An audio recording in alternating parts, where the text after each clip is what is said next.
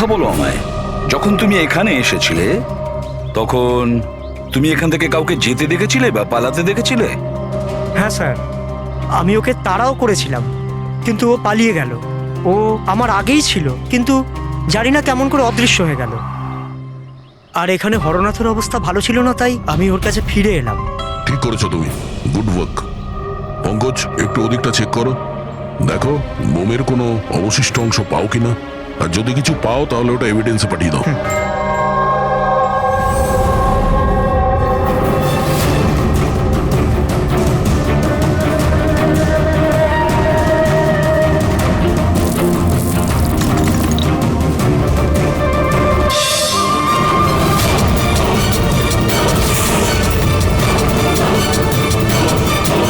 Sir,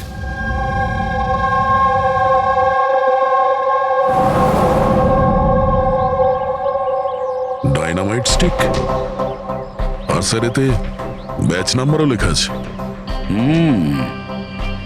arrow dynamic. Sir হ্যাঁ, এটা কিছু একটা চকচক করছে।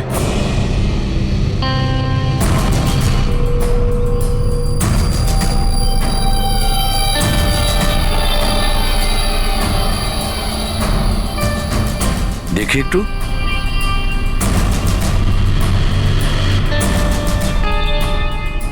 দয়া, এটা তো একটা দাঁত দেখছি, সোনার দাঁত। এক মিনিট, আচ্ছা একটু ম্যাগনিফাইং গ্লাসটা দাও তো।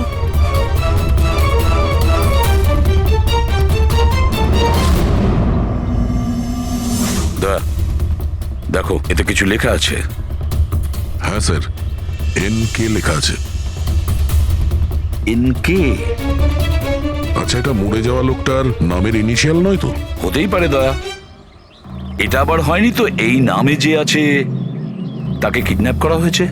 আর যদি কিডন্যাপ হয়ে থাকে স্যার, তো ওর বাড়ির লোক নিশ্চয়ই কোথাও না কোথাও কিডন্যাপ হওয়ার রিপোর্ট লেখাবে। হ্যাঁ, চেক করতে হবে, দেখতে হবে যে এই নামের কতজন ব্যক্তি নিখোঁজ হয়েছে।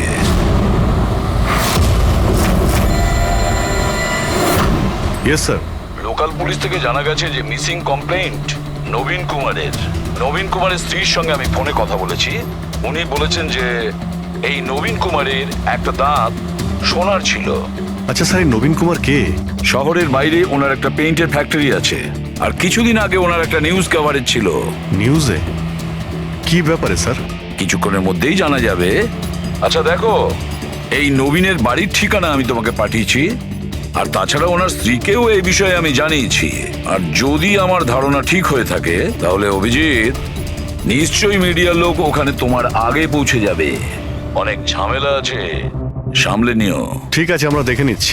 ইয়া, হ্যাঁ, নবীন কুমারের বাড়ি যেতে হবে। স্যার অ্যাড্রেস পাঠাচ্ছেন।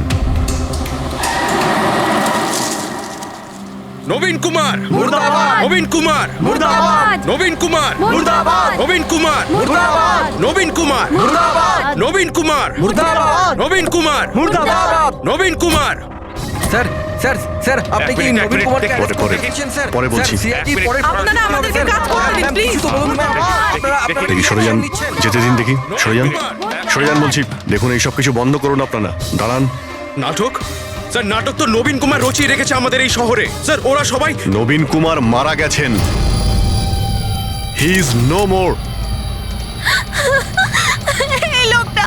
এই লোকটা মেরেছে আমার স্বামীকে।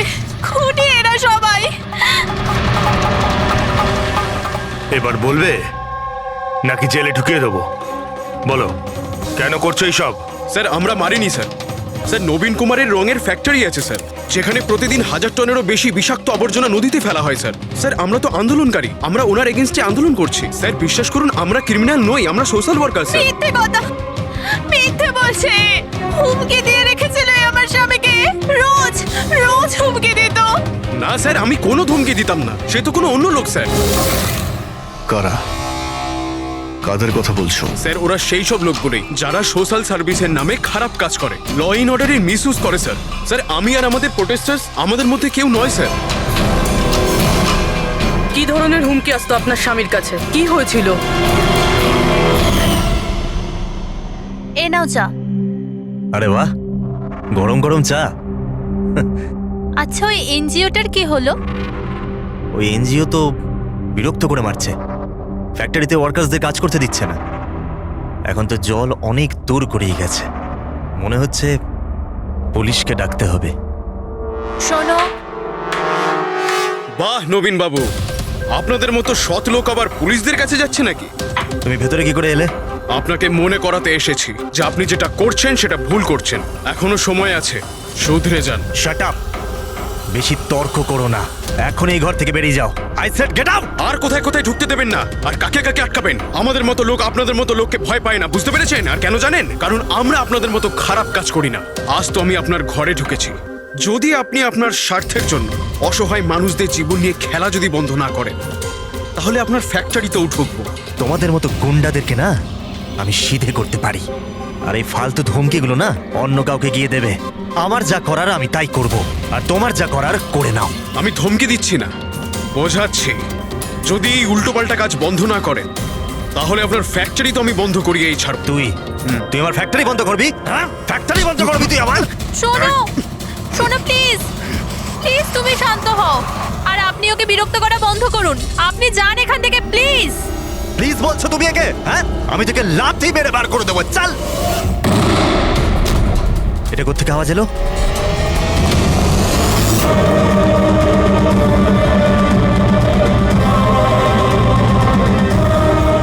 দেওয়ালে লেখা ছিল, শুধরে যাও নয়তো আর বাঁচবে না। আর শেষ পর্যন্ত মেরে ফেললো এরা নবীনকে। এই লোকটা মেরে ফেলেছে আমার স্বামীকে। বিশ্বাস করুন স্যার, আমি সত্যি বলছি, আমি কিচ্ছু করিনি স্যার। যে করেছে তাদের কথা স্যার বলো। নিশ্চয়ই, কেন বলবো না স্যার। স্যার ওনার জন্যই তো আজকে আমরা ফেসেছি স্যার। স্যার আমরা প্রোটেস্টার, আমরা সোশ্যাল এনভায়রনমেন্টের জন্য প্রোটেস্ট করি স্যার। স্যার ওরা অনেকটা নিচে নামতে পারে স্যার। চিনতে পারবে তাদের? নিশ্চয়ই, কেন নয়, কিন্তু আমাদের সেফটির কি স্যার? ওরা অনেক খারাপ লোক স্যার। ডোন্ট ওয়ারি, তোমার কিছু হবে না। শুধু নামেই সোশ্যাল ওয়ার্কার, ওরা ক্রিমিনালস, ওরা তিনজনে। ক্রিমিনাল? আর এটা তুমি কি করে জানলে? আমি কি, এটা সবাই জানে যে ওদের উপর কতগুলো কেস চলছে। সবসময় ওরা বেলেই বাইরে এসেছে স্যার। ওই মানুষটা নিজেকে পরিবেশের রক্ষাকর্তা বলে, নেচার গার্ডিয়ান। স্যার সবার প্রথমে ওই দিন কর। নবীনের মতো লোকের সব জায়গায় শত্রুই থাকবে স্যার। ওই বলে না স্যার, যেমন কর্ম তেমন ফল। তার মানে হ্যাঁ? কি বলতে চাইছো তুমি? কত নিরীহ মানুষের জীবন নষ্ট করেছে ও। হতে পারে তাদের মধ্যে থেকে কেউ বদলা নিয়েছে। তাদের মধ্যে কেউ কেন? বরং আমি তো বলছিলাম যে প্রতিশোধ তুমি নিয়েছো, তুমি ওকে মেরেছো। না স্যার, আমার সাথে ওর কোনো ব্যক্তিগত শত্রুতা ছিল না। আমি ওকে কেন মারবো? কারণ নবীনের কার্যকলাপে তুমি ক্ষুব্ধ ছিলে। কেন? স্যার যদি আমায় এরম কিছু করতেই হতো, তাহলে আমি অনেক আগেই করে ফেলতাম। নবীন না জানি কত বছর ধরে আমাদের পরিবেশ দূষিত করছিল। তোমরা নিশ্চয়ই খুব আনন্দ পেয়েছো মিস্টার নবীন মারা গেছে শুনে। অন্য কেউ তোমাদের কাজ করে দিয়েছে কি? না স্যার, আমার ওর প্রতি কোনো মায়া ছিল না, কিন্তু আমি ওকে মারিনি। আমরা কি করে বুঝবো যে তুমি সত্যি বলছো? স্যার যে সময়ের কথা আপনি বলছেন, ওই সময় আমি ইউনিভার্সিটিতে লেকচার দিচ্ছিলাম। আপনি চাইলে ওই প্রফেসর দেশাইয়ের সঙ্গে কথা বলতে পারেন। ওই সময় আমি ওখানেই ছিলাম। স্যার পল্লবী, ওকে প্রায় দিনই দেখা যায় নিউজে কারুর না কারুর সাথে ঝগড়া করতে। স্যার সোশ্যাল ওয়ার্কের ফিল্ডে আপনি যে কোনো কাউকে জিজ্ঞাসা করুন ওর ব্যাপারে, সবাই জানে যে ও কিরকম, ও নিজের টিম দিয়ে কিরকম উল্টোপাল্টা কাজ করায়। হ্যাঁ তো আমি ট্রেড অ্যাকাউন্ট করি, সোজাভাবে বললে লোকে বুঝতে পারে কই।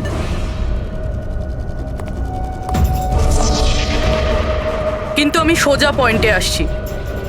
আমাদের মনে হয় তুমিই ওকে খুন করেছো। ম্যাম আপনার এটা যদি মনে হয় তাহলে আপনার এবং আমার দুজনেরই টাইম ওয়েস্ট করছেন। ম্যাম একটা কথা, আমি কোনো ক্রিমিনাল নই। কিন্তু আমরা তো এটা শুনেছি যে আপনি রোজই কোনো না কোনো একটা কন্ট্রোভার্সিতে জড়িয়ে থাকেন। স্যার ব্যাপারটা হলো কি, যদি কোনো সৎ লোক সাহস করে সত্যের পিছনে দাঁড়ায় না, তো মানুষ ভয় পেয়ে যায়, সহ্য করতে পারে না, বিশেষ করে যদি সে একটা মেয়ে হয়। আপনি তো জানেনই সোসাইটির কি মেন্টালিটি। তাই নাকি? আমার তো আপনার মেন্টালিটি ঠিক মনে হয় না। কেন? শুধুমাত্র এই জন্যই যে আমি কাউকে ভয় পাই না? আপনাকেও নয়, এই জন্য আমি ক্রিমিনাল হয়ে গেলাম? এমনিতেও আমি কাল রাতে নিউজ লাইভের ডিবেটে ছিলাম, আপনি চাইলে চেক করতে পারেন। আমি চাইলেও নবীনকে খুন করতে পারতাম না। ম্যাডাম, আপনি কিন্তু এই কাজটা নিজের লোকদের দিয়েও করিয়ে থাকতে পারেন। তো ঠিক আছে, আপনার যদি এত কনফিডেন্স থাকে তো প্রুফ করে দিন, আপনি পাঠিয়ে দিন আমাকে জেলে। আর ওই প্রকাশ, ও প্রতিদিনই কাউকে না কাউকে গালিগালাজ করে নিজের সোশ্যাল ব্লগে। যারা পলিউশন ছড়াচ্ছে স্যার, ও লোকদের উস্কায়, খেপিয়ে দেয় তার বিরুদ্ধে। আমি ঘরেই ছিলাম স্যার, নিজের ব্লগ লিখছিলাম, যেমন সবসময় লিখি। প্রত্যেকবারের মতো সবাইকে উস্কাচ্ছিলেন, তাদের ব্রেন ওয়াশ করছিলেন নবীনের মতো লোকেদের বিরুদ্ধে। কি স্যার, নবীনের সাথে আমার কোনো ব্যক্তিগত শত্রুতা ছিল না, আর প্রকৃতির জন্য আমি অ্যাওয়ারনেস স্প্রেড করতেই থাকি। ব্যক্তিগত শত্রুতা না থাকলে তোমার সবকটা ব্লগে নবীনের নাম কেন থাকে? তাও টপ 4-5 জনের মধ্যে।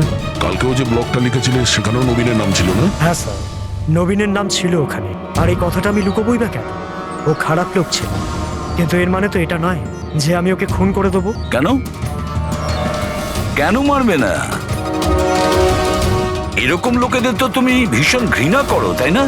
তোমার মনে হচ্ছে তোমার পরিশ্রম বিফলে চলে যাচ্ছে, আর তারপরে নবীনকে এত বোঝানোর পরেও নবীন পরিবেশ দূষিত করে দিচ্ছিল, আর সেই জন্য তুমি রেগে যাও আর তারপরে নবীনকে শেষ করে দাও। আমি একজন রেসপন্সিবল সিটিজেন স্যার, কোনো ক্রিমিনাল নয় স্যার। আমার কাজ এটাই, আমার ব্লগের মাধ্যমে ঠিক আর ভুলের তফাৎ বোঝানো, কারোর ক্ষতি করা নয়। স্যার, ইন্টারোগেশনে তো কেউই কোনো ভয় পায়নি। হ্যাঁ, কোনো ভয় পায়নি ঠিকই, এই 3 জনের উপর কড়া নজর রাখতে হবে। কেন স্যার? ঠিক, ভয় একটা অদ্ভুত জিনিস। যদি ওই 3 জনের মধ্যে কেউ খুন করে থাকে, তাহলে সে ভয় পেয়ে কিছু না কিছু গন্ডগোল করবেই, কোনো না কোনো ভুল সে নিশ্চয়ই করবে।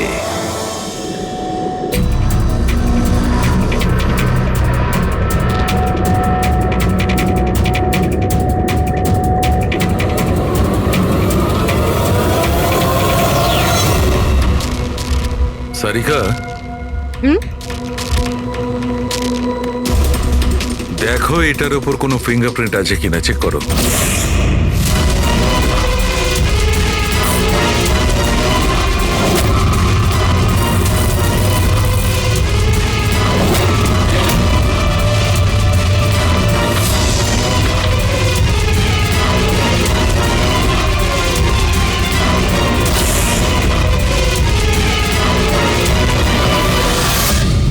স্যার, এটাতে তো কোনো ফিঙ্গারপ্রিন্টস নেই। কোনো ফিঙ্গারপ্রিন্ট নেই? Are you sure? 100% স্যার, কোনো ফিঙ্গারপ্রিন্টস নেই, কিন্তু কিছু পার্টিকেলস পেয়েছি। মনে হয় কিছু স্কিন টিস্যুস বা ডেড সেল হবে। Dead cells? তবে এক কাজ করো সারিকা, ওই ডেড সেলস গুলোকে ভালো করে ক্লিন করে রাখো। ওই তো আসবে তো শ্রীমান প্রদ্যুমন, জানো তো সব ব্যাপারেও নাক গলায়, নিশ্চয়ই জিজ্ঞেস করবে। প্লিজ ক্লিন করে রাখো। স্যার, ডায়নামাইটে কোনো ফিঙ্গারপ্রিন্টস তো পাওয়া যায়নি, কিন্তু কোনো একজনের ডেড স্কিন টিস্যুস পাওয়া গেছে, পচা চামড়ার টুকরো। পচা চামড়া? হতে পারে এটা ওই লোকটারই, সেই লোকটা যে লোকটা ডাইনামাইট লাগিয়েছিল। হ্যাঁ স্যার। সালুকে, এই পচে যাওয়া চামড়াগুলোর তুমি ডিএনএ টেস্ট তো করতে পারো, কিছু তো জানা যাবে।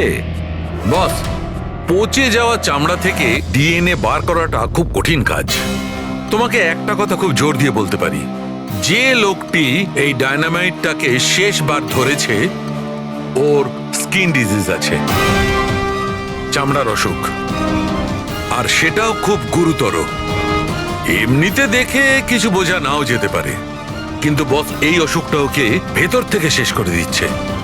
তাহলে তো আমরা এর মাধ্যমে ওর কাছে পৌঁছতে পারি। হ্যাঁ, কিন্তু কোনো প্রমাণ তো দরকার।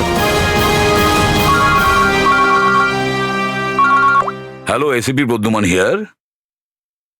হ্যাঁ বলুন। আচ্ছা, গুড, থ্যাংক ইউ। কে? ডায়নামাইট ম্যানুফ্যাকচারার বলছিল ওরা রেকর্ড চেক করেছে, ওই ডায়নামাইট কোন খনিকে বিক্রি করেছে ওরা। মানে মাইন সাইট? হ্যাঁ, মাইন্ড সাইট। এবার এটা খোঁজ নিতে হবে এই ডায়নামাইট মাইন্ড সাইট থেকে খুনি পর্যন্ত কিভাবে পৌঁছলো।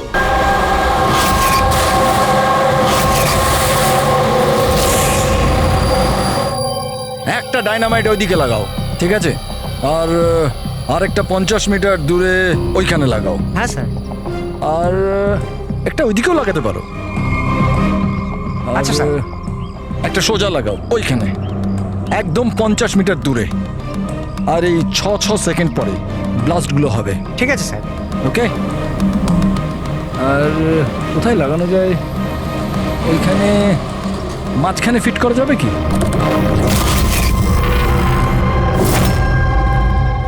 এক্সকিউজ মি, আপনার নাম বেনিত? ইয়েস, আপনারা কারা? আপনি এই সাইটের ম্যানেজার? কিন্তু ব্যাপারটা কি বলুন তো? দেখুন বিনীত বাবু, যখন ম্যানুফ্যাকচারিং কোম্পানি থেকে ডায়নামাইট আপনাদের এখানে আসে, মানে এই সাইটে, মাইন্ড সাইটে, সেটার ইনচার্জ তো আপনিই হবেন, তাই না? ইনচার্জ তো আমি, কিন্তু কনসাইনমেন্টের পরে অপারেটর টিমও কিন্তু এটা হ্যান্ডেল করে। আমি এটা একা সামলাই না। আমরা জিজ্ঞেস করেছি আপনাকে যে ডায়নামাইট কে সামলায়। একটু এই ডায়নামাইট স্টিকটাকে দেখুন। আচ্ছা, ব্যাচ নাম্বার দেখে আপনি কি বলতে পারেন এই লটের বাকি ডায়নামাইট স্টিকগুলো কোথায় আছে? স্যার, এটা লাস্ট কনসেলমেন্টের মনে হচ্ছে, এখনো ব্যবহার হয়নি, গুদামে পড়ে আছে। চলো দেখাও। বিনীত, যখন ডায়নামাইটের কনসাইনমেন্ট এখানে আসে, সেটাকে চেক তুমি নিশ্চয়ই করো, তুমি তো ইনচার্জ, তাই না? হ্যাঁ হ্যাঁ হ্যাঁ, অফকোর্স স্যার। আচ্ছা, আপনার এই ব্যাচের কনসাইনমেন্ট নিয়ে কোনো গন্ডগোল মনে হচ্ছে? গন্ডগোল? না না, নর্মালি তো ছিল, যেরকম হয় আর কি। কিন্তু আপনি এটা জিজ্ঞেস করছেন কেন? নর্মাল আছে তো, যেমনটা থাকে। প্রতিটা বক্সে 10টা করে লেখা আছে স্যার। এটা খুলে দেখো তো কতগুলো আছে, গোনো।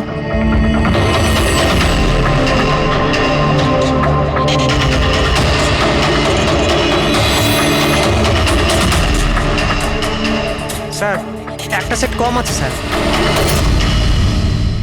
আচ্ছা, এই ব্যাপারটা কি সেটা কি তুমি এখানেই বলবে, না একটু খাতির টাতির করার পরে মুখ খুলবে? স্যার বলছি, আমি সবসময় এই সেটগুলো জেলেদের বিক্রি করে দিতাম বম ফিশিং এর জন্য। মানে ইল্লিগাল ভাবে ব্যবহার করো এটাকে। আর এটার থেকে 6টা সেট আমি ওদেরকে বিক্রি করেছি। যাকে বিক্রি করেছো তাকে চেনো নিশ্চয়ই? স্যার, ও আমার রেগুলার কাস্টমার ছিল না, ও প্রথমবার এসেছিল। আর আমি ওর মুখটাও ভালো করে দেখিনি, কিন্তু স্যার ওর হাতের চামড়াগুলো অদ্ভুত রকমের হয়ে গেছিল, বোধহয় ও অসুস্থ ছিল। এর মধ্যে কাউকে চেনো? না স্যার, আমার মনে হয় না এদের মধ্যে কেউ ছিল। আরো একবার ভালো করে দেখো, হতে পারে ছদ্মবেশে এসছে। না স্যার, এদের মধ্যে কেউ নাই। ঠিক আছে, হয়তো আবার দ্বিতীয়বার দেখা হবে। স্যার, আমার মনে হচ্ছে যে আমাদের ওই লোকেদের লিস্ট বানাতে হবে যাদের এই ধরনের রোগ আছে। জানি ব্যাপারটা খুব মুশকিলের, কিন্তু ট্রাই তো করা যেতে পারে। না না, ট্রাই তো করতেই হবে দয়া। প্রত্যেকটা বড় বড় হসপিটাল আর ছোটখাটো নার্সিং হোম এবং ক্লিনিকগুলোতে গিয়েও খোঁজ নাও এরকম রোগের পেশেন্টের ব্যাপারে। হতে পারে আমাদের ভাগ্য যদি ভালো থাকে, কিছু প্রমাণ আমরা পেয়ে যাব। Sir, let's go.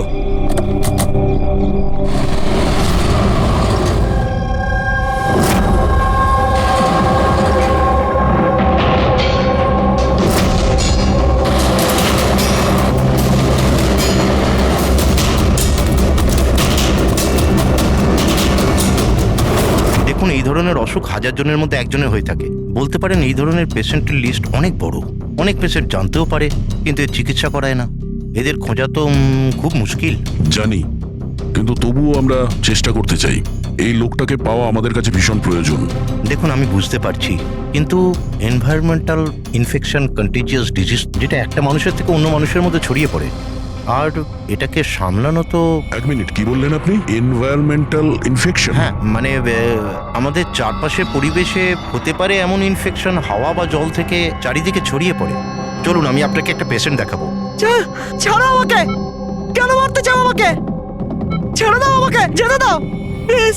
দেখো, আমাকে যেতে দাও sir, please help me sir, help please, help sir, help.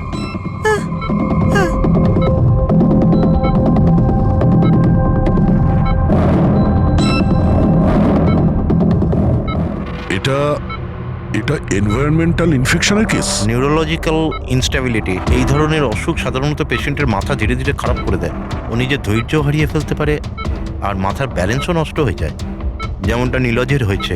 R physical condition, মানে আমি বলতে চাইছি এই ধরনের পেশেন্টরা কি খুব জোরে দৌড়তে পারে? হ্যাঁ, নর্মালি চলতে ফিরতে তো পারে, কিন্তু অসুখটা যদি অ্যাডভান্স স্টেজে চলে যায় তাহলে দৌড়ানোর পক্ষে সম্ভব নয়। কিন্তু স্যার, অ্যাডাভিন ইঞ্জেকশন দিলে শরীরে কিছুক্ষণের জন্য শক্তি আসে।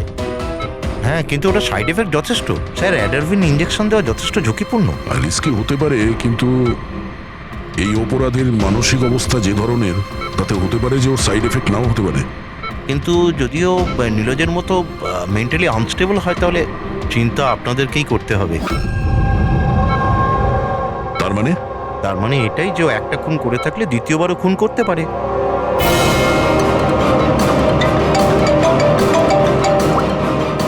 হ্যাঁ স্যার। কি প্রকাশ পঙ্কজকে ফাঁকি দিয়ে পালিয়ে গেছে? ও নো, ঠিক আছে আমি দেখছি। হতে পারে এই প্রকাশ ভয় পেয়ে পালিয়ে গেছে, না হলে দ্বিতীয় মার্ডারের পরিকল্পনা করছে।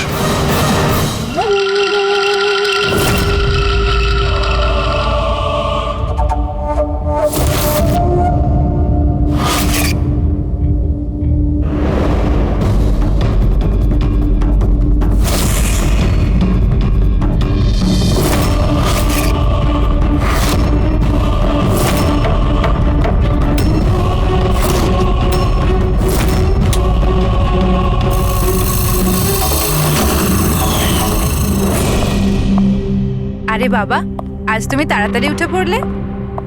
Good morning. এই রইলো তোমার চা, তাড়াতাড়ি খেয়ে নাও, নাহলে ঠান্ডা হয়ে যাবে।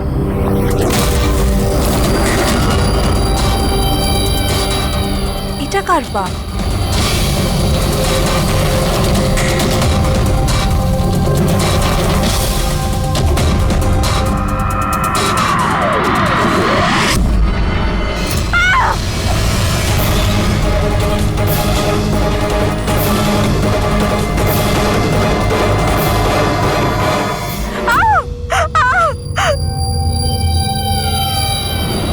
স্যার, আরও একটা মার্ডার। ওই ডক্টর ঠিকই বলেছিলেন, ওই খুনির মাথা খারাপ হয়ে গেছে, ওর মানসিক অবস্থা ঠিক নেই। স্যার, মনে হচ্ছে খুন করার একটা প্যাটার্ন বানিয়ে ফেলছে এই খুনি।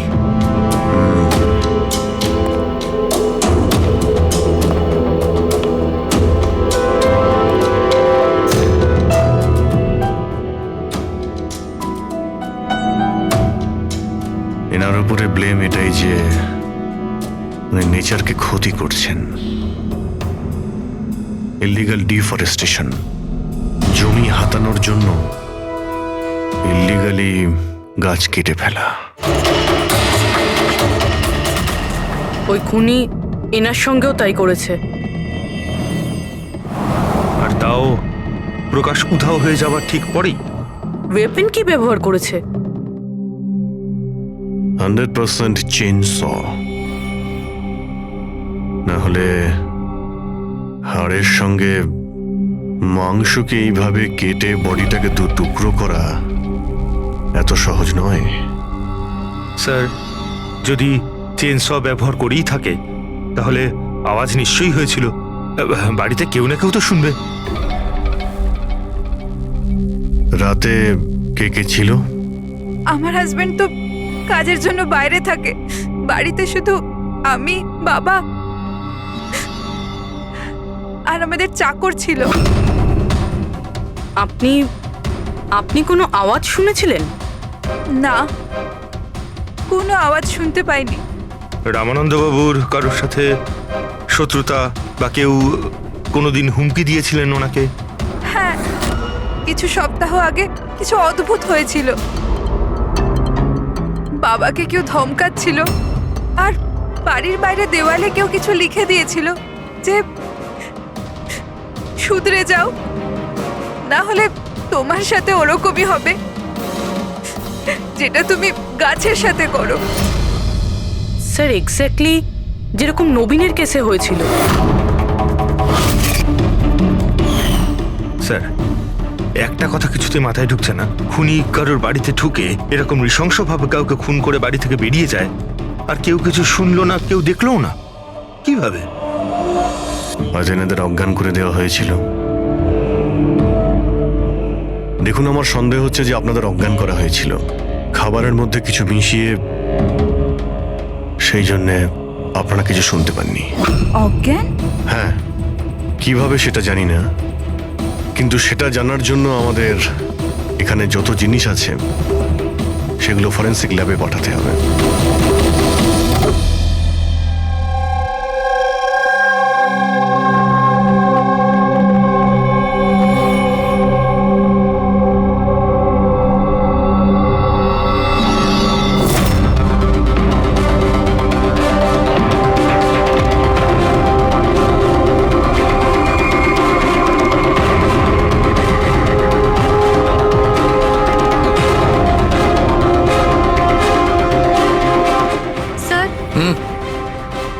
যত রকম খাবার জিনিস ছিল চেক করে নিয়েছি, আর পানীয় কিছুতেই ঘুমের ওষুধ পাইনি। No sedatives. পেলে না? আরো শিওর? অ্যাবসলিউটলি। কিন্তু সারিকা, সবাই তো অজ্ঞান ছিল, তার মানে কোনো মাদক দ্রব্য নিশ্চয়ই থাকবে যার জন্য ওরা অজ্ঞান হয়ে গেছিল। খাবার জিনিসে, পানীয়তে, কিছুতে তো থাকা উচিত। কিসের মধ্যে ছিল?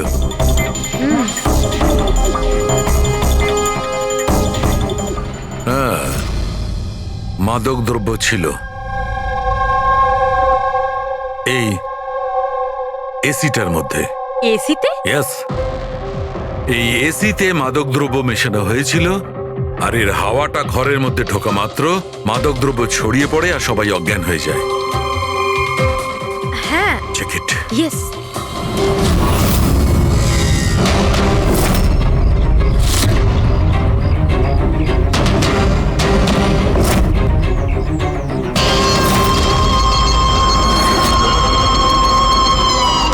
দেখো সালুখে, তুমি আন্দাজে ঢিল মারছো না তো?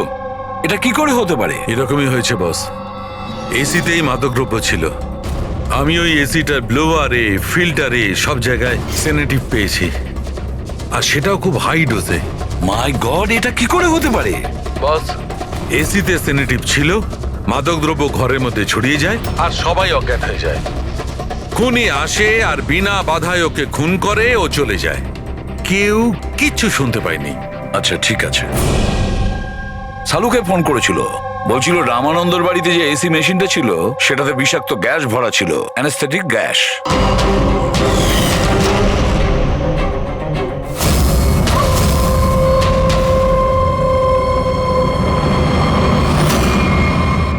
অ্যানাস্থেশিয়া দিয়ে লোকেদের ট্রিটমেন্ট করা হয় শুনেছি।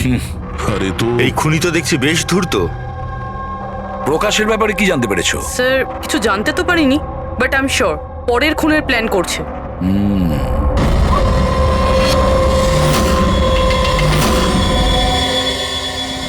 কিন্তু খুনি যদি অসুস্থ হয় তাহলে প্রকাশ তো ভালোই দৌড়িয়েছিল। স্যার, এমনটাও তো হতে পারে যে অন্য কাউকে দিয়ে এই খুনটা করিয়েছে। তাহলে ও পালিয়ে গেল কেন? এই শব্দটা কিসের? চলো তো।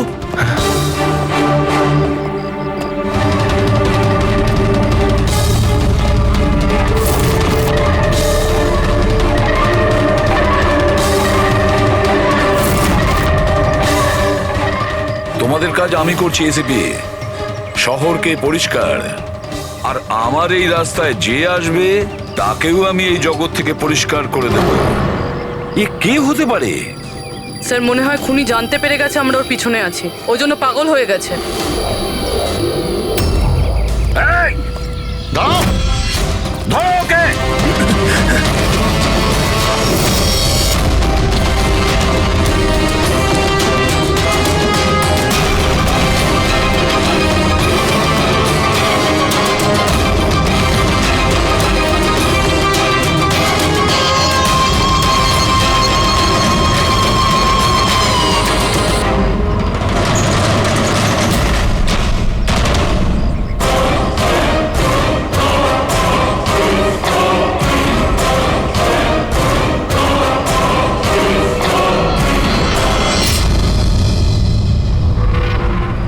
স্যার, সিআইডি থেকেই লিস্ট এসছে।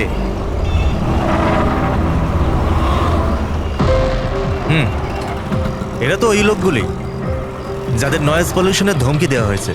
সখারাম, ওই ক্লাবের মালিককে মনে আছে? আরে যাকে কদিন আগে ধমকি দেওয়া হয়েছিল। কে স্যার? ও বীর। আচ্ছা সখারাম, ওর বিরুদ্ধে কোনো কমপ্লেন আছে নাকি? হ্যাঁ স্যার, ওটা তো রেসিডেন্সিয়াল এরিয়া না, তো আশপাশের 2-4টে ঘর থেকে কমপ্লেন এসছে যে অনেক রাত্রির পর্যন্ত জোরে মিউজিক চলে, এই সব কমপ্লেন। আওয়াজ মানে নয়েজ পলিউশন। সখারাম, তুমি একটা কাজ করো, তুমি সিআইডির লোকেদের ফোন করো এখনই, এই সময়।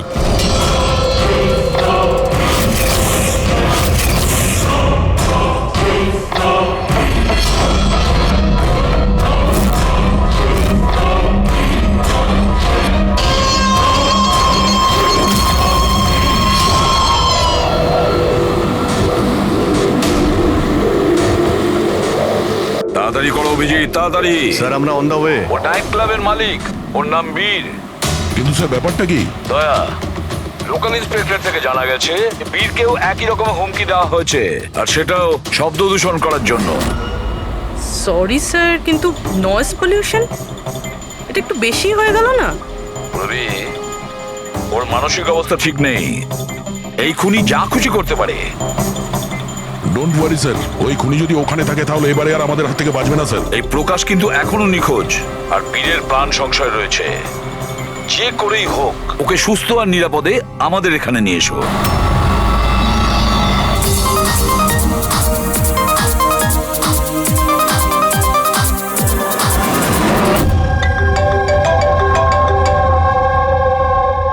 হ্যালো। হ্যালো বীর, আমি এসবি প্রদ্যুমান বলছি, সিআইডি থেকে। সিআইডি? কি হয়েছে স্যার? আমার কথা মন দিয়ে শোনো, তোমার প্রাণ সংশয় রয়েছে। কি মানে? মানে আমাকে কে মারতে চায়? দেখো বীর, যদি তুমি ক্লাবে থাকো তাহলে বাইরে কোনো মতেই যেও না। আমাদের অফিসার্স তোমার ওখানে যাচ্ছে তোমার সেফটির জন্য। আরো একটা কথা, ভিড়ের মধ্যেই থাকবে, লোকেদের মধ্যেই থাকবে, বুঝেছো? একা একদম থাকবে না।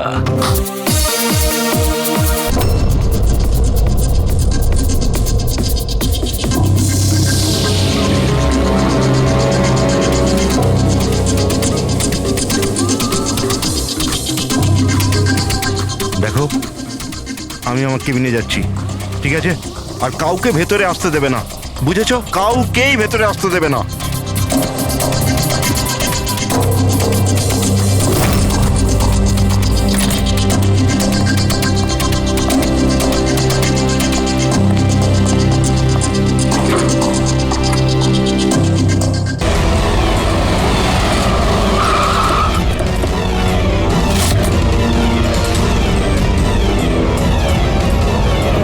সিআইডি।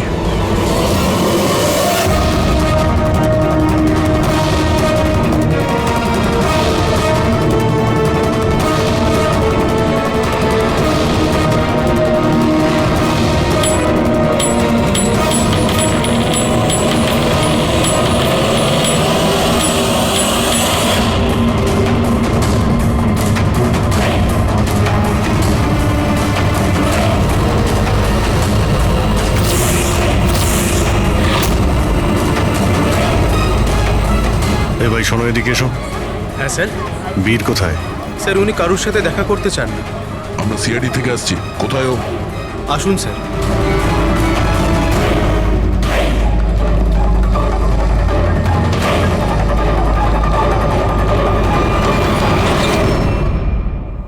এই এই এই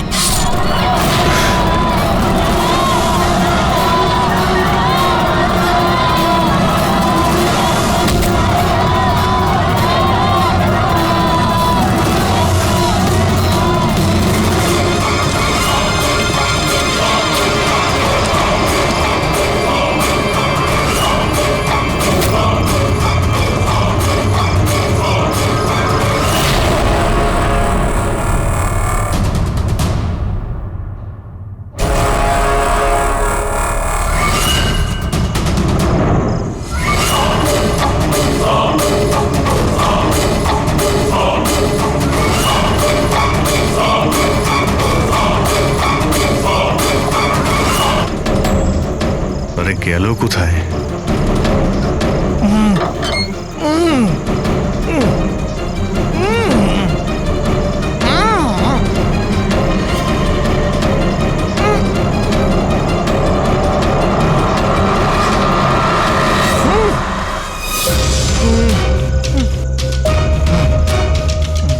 এই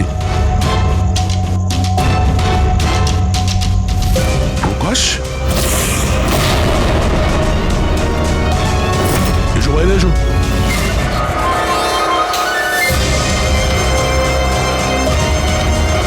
তুমি এখানে কি করছিলে? হ্যাঁ, আমাদের হাত থেকে বাঁচার জন্য কি এইসব করছিলে? না অভিজিৎ, মনে তো হচ্ছে না। এর হাত পা বাঁধা ছিল, মনে হচ্ছে কেউ হাত পা বেঁধে ওকে এখানে ফেলে দিয়েছে। রবি, এসপি স্যারকে ফোন করে বলো যে প্রকাশকে পাওয়া গেছে, আর ওর একটু ফার্স্ট এড করে দাও। স্যার যাও। চলুন। বুঝতে পারছি না প্রত্যেকবারও পালিয়ে যাচ্ছে কি করে। ও কোথায় লুকিয়ে পড়ছে? হয় ও আকাশে উড়ে গেছে, না হলে মাটিতে ঢুকে গেছে।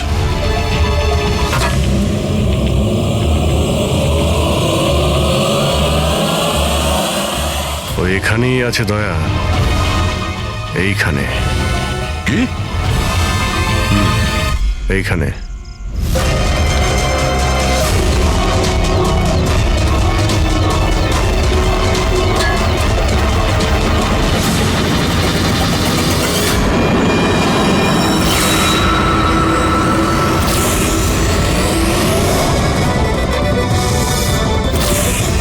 বাইরে আয়।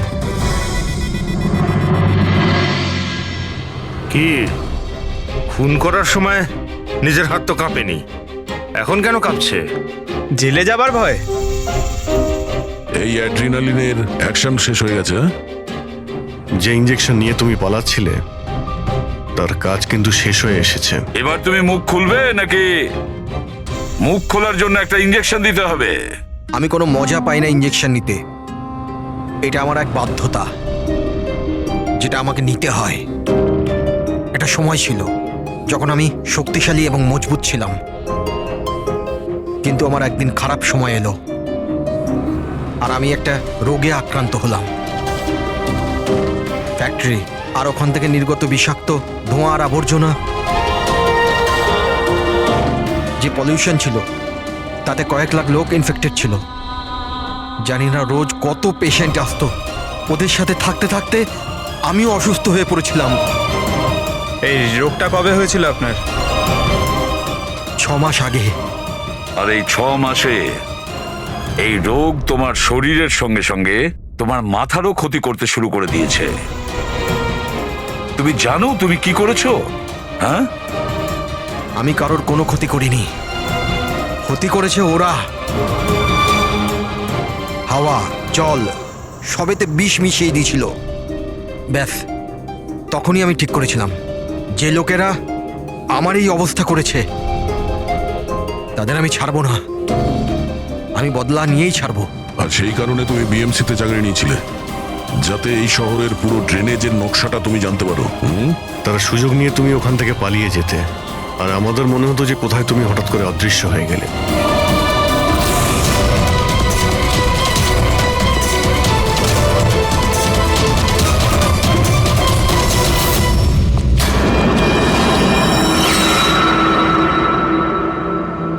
একটা কথা কিন্তু আমি এখনো বুঝিনি, প্রকাশ তোমার কি ক্ষতি করেছিল?